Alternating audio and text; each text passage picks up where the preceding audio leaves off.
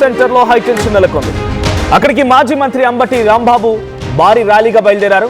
ర్యాలీకి అనుమతి లేదని పోలీసులు అడ్డుకున్నా కూడా, ర్యాలీ నిర్వహించకుండా వెనక్కి వెళ్లాలని సూచన చేసినా కూడా పోలీసులు ఎంత చెప్పినా అంబటి వినడం లేదు.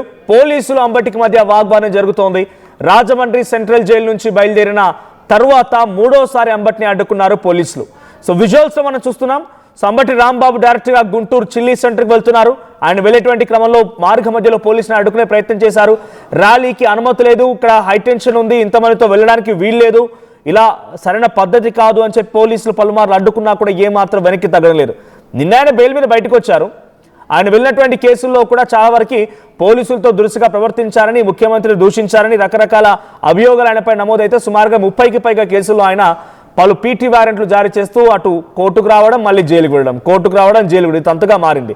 నిన్నే బయటకు వచ్చారు, రోజు మళ్ళీ గుంటూరు చిల్లీ సెంటర్కి. ఇది ఏదో ట్రాఫిక్ జామ్ కాదు, ఆయన వెళ్తున్నటువంటి